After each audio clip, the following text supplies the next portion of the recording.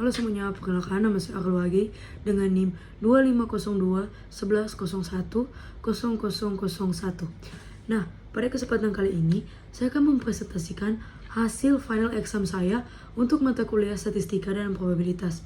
Nah, ini terdiri dari 3 pembahasan utama, yaitu regresi linear berganda, per sample t-test, serta penjelasan mengenai penggunaan one sample t-test, per sample t-test, dan one way ANOVA.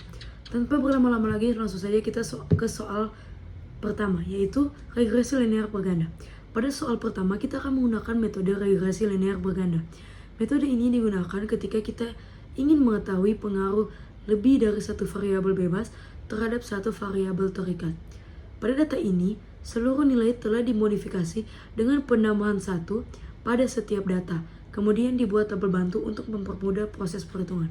Kenapa ditambahkan dengan 1? Untuk modifikasi data, karena NIM saya adalah 01, jadi kita menambahkan angka 1. Kemudian untuk tabel bantu. Nah, tabel bantu digunakan untuk memperoleh berbagai komponen perhitungan regresi. Tabel ini memuat nilai X1, X2, Y, kuadrat masing-masing variabel, serta hasil perkalian antar variabel yang diperlukan untuk membentuk persamaan regresi. Selanjutnya kita bisa melihat ada sistem persamaan normal. Di situ saya sudah buat perhitungannya untuk kita mendapatkan koefisien regresinya. Oke, kita bisa melihat di situ sendiri. Saya untuk presentasi kali ini saya akan lebih menjelaskan penjelasan detailnya karena perhitungannya sudah saya tampilkan. Oke, kita langsung saja. Koefisien regresi. Kita mendapatkan hasil Y-topi sama dengan negatif 39,178 ditambah 2,526 kali X1 ditambah 2,760 kali X2. Nah, persamaan ini merupakan model regresi yang diperoleh dari hasil pengolahan data. Simbol Y-topi menunjukkan nilai prediksi yang dihasilkan oleh model. Nilai negatif 39,178 disebut konstanta atau intercept. Konstanta ini menunjukkan nilai Y ketika seluruh variabel bebas bernilai 0. Kemudian terdapat koefisien 2,526 pada variabel X1. Artinya apabila X1 meningkat satu satuan sementara variabel lain dianggap tetap, maka variabel Y diperkirakan meningkat sebesar 2,526 satuan. Kemudian koefisien 2,760 pada variabel X2 menunjukkan bahwa setiap kenaikan satu satuan pada X2 akan meningkatkan nilai Y sebesar 2,760 satuan. Dari hasil tersebut dapat disimpulkan bahwa kedua variabel bebas memiliki pengaruh positif terhadap variabel terikat. Itu dapat dilihat bahwa pengaruh X2 sedikit lebih besar dibandingkan X1 karena nilai koefisien yang lebih tinggi. Nah, kita masuk ke standar error. Nah, kita bisa melihat untuk standar errornya, untuk hasilnya itu adalah S sub E sama dengan 26,440.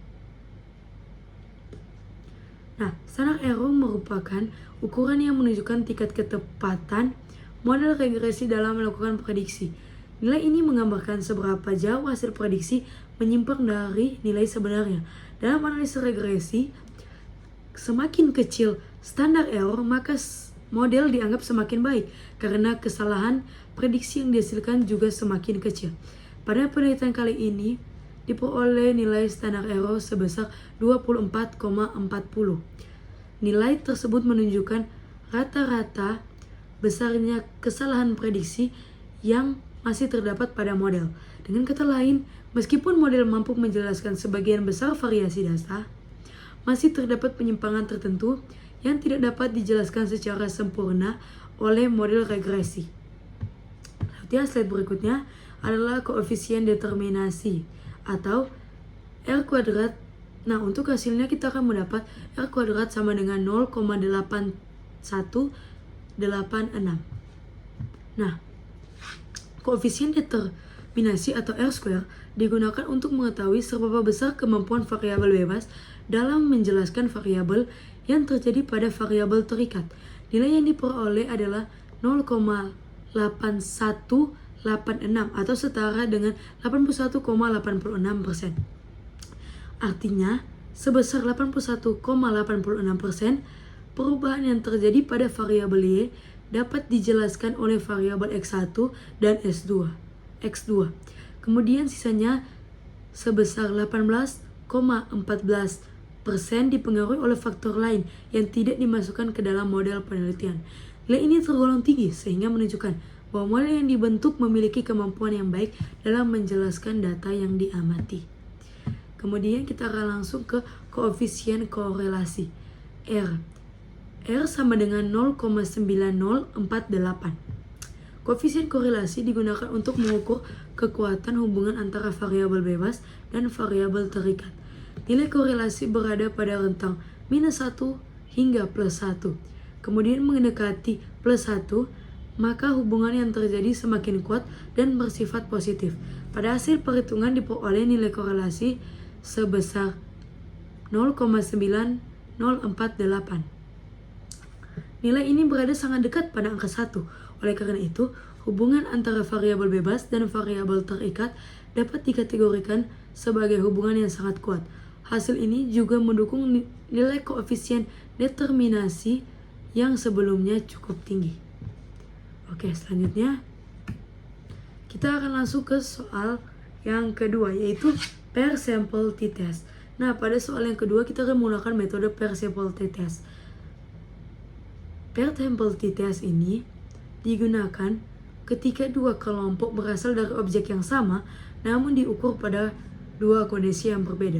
Dalam kasus ini, kondisi yang dibandingkan adalah jumlah kecelakaan sebelum dan sesudah pemasangan traffic light pada kondisi yang sama. Kita bisa melihat ada tabel bantu yang sudah saya sediakan dan sudah dikurangi dengan 1, karena seperti yang saya katakan tadi, NIM saya adalah 01, jadi sudah dikurangi dengan 1. Oke, kita akan membuat hipotesis terlebih dahulu. MUD sama dengan 0. Artinya tidak terdapat pengaruh pemasangan traffic light terhadap jumlah perhitungan. Kemudian MUD tidak sama dengan 0. Itu berarti terdapat pengaruh pemasangan traffic light terhadap jumlah kecelakaan. Selanjutnya kita ke perhitungan statistik. Nah, kita bisa melihat di sini untuk rumus rata-rata D itu kita mendapatkan hasil 12,75. Kemudian rumus standar deviasi kita mendapatkan 42,61. Kemudian rumus T hitung atau per sample t-test kita mendapatkan 1,197. Nah, kemudian kita bisa melihat di sini untuk derajat kebebasan atau DF sama dengan N kurang 1. Nah, kita bisa melihat di sini ada 16 kurang 1 yaitu sama dengan 15. Kemudian T-table itu sama dengan A sama dengan 0,05, 2 tail, DF sama dengan 19, itu akan menghasilkan 2.131. Oke, selanjutnya kita akan melihat di sini untuk keputusan kesimpulan. Nah, nilai absolut T hitung sebesar 1,197 lebih kecil daripada T-table, yaitu sebesar 2,131. Dalam pengujian hipotesis, apabila nilai T hitung lebih kecil daripada T-table, maka H0 diterima. Karena 1,197 lebih kecil dari 2,131, maka H0 diterima. Dengan demikian, tidak terdapat bukti statistik yang cukup menyatakan bahwa pemasangan traffic light memberikan pengaruh yang signifikan terhadap jumlah kecelakaan. Walaupun mungkin terdapat perubahan jumlah kecelakaan pemasangan traffic light, perubahan tersebut belum cukup besar untuk dianggap signifikan secara statistik pada tingkat kepercayaan 95%. Selanjutnya kita masuk ke soal yang ketiga, yaitu one sample t-test, per sample t-test, dan one way ANOVA. Nah, kita langsung yang pertama, one sample t-test. Kapan sih digunakan? Digunakan saat ingin membandingkan rata-rata satu kelompok sampel dengan suatu nilai standar atau referensi yang sudah diketahui, atau MU0. Hanya ada satu kelompok data. Prinsip menguji apakah mean sampel X berbeda secara signifikan dari nilai tetap MU0.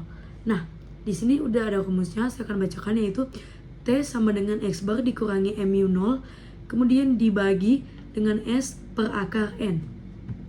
Nah, kemudian untuk contohnya, standar kecepatan rata-rata di jalan tol adalah 80 km per jam.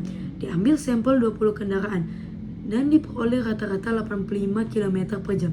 Uji apakah kecepatan kendaraan berbeda dari standar 80 km per jam. Kemudian per sampel t-test.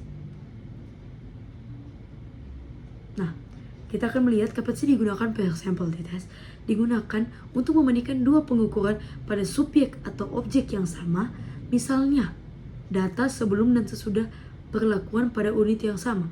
Prinsip, karena subjeknya sama, data perpasangan yang dianalisis adalah selisih D sama dengan X1 kurang X2 pada setiap pasang. Diuji apakah rata-rata selisih D berbeda dari 0. Kita bisa melihat untuk rumusnya, D bar sama dengan sigma D dibagi dengan N. Kemudian rumus yang keduanya itu SD sama dengan akar kuadrat dari sigma D kuadrat dikurangi sigma D kuadrat dibagi N. Kemudian seluruhnya dibagi N dikurangi 1. Kemudian rumusnya yang ketiga, T sama dengan D bar dibagi S SD per akar N. Nah, kemudian untuk contohnya, jumlah kecelakaan di 16 simpang yang sama diukur sebelum dan sesudah pemasangan traffic light, seperti yang ada di soal 2. Karena lokasi yang diukur adalah lokasi yang sama, digunakan per sampel t-test. Nah, kemudian kita akan langsung ke yang terakhir, yaitu one way ANOVA v-test. Kita bisa melihat kapan sih digunakan untuk one way atau ANOVA v-test. Nah, digunakan saat membandingkan rata-rata 3 kelompok atau lebih secara bersamaan. Tidak bisa menggunakan t-test berulang karena akan meningkatkan error tipe 1. Kesalahan menolak mu0 yang benar. Prinsip, membandingkan varians antara kelompok dengan varians dalam kelompok. Jika F hitung lebih besar dari F table, minimal ada satu kelompok yang berbeda. Nah, kita bisa melihat untuk rumusnya di sini. Nah, F sama dengan mean square between dibagi dengan mean square within. Nah, kemudian kita akan melihat untuk contohnya, yaitu ingin menguji apakah rata-rata jumlah kecelakaan berbeda antara 3 jenis simpang, 1 tanpa rambu, 2 dengan rambu biasa, dan 3 dengan traffic light. Karena ada 3 kelompok yang berbeda, digunakan one way ANOVA. Ringkasan pemilihan uji statistik. Nah, untuk metode one sample t-test, kondisi penggunaan one sample versus nilai standar tetap. Contoh, kecepatan rata-rata versus batas 80 km per jam. Kemudian per sampel t-test, 2 pengukuran pada subjek yang sama. Kecelakaan sebelum dan sesudah traffic light. Kemudian one way ANOVA, 3 kelompok atau lebih. Dengan contoh, kecelakaan pada 3 jenis simpang yang berbeda. Oke, sekian saja untuk presentasi saya kali ini. Terima kasih yang sudah mendengarkan. Maaf jika ada kesalahan. Terima kasih.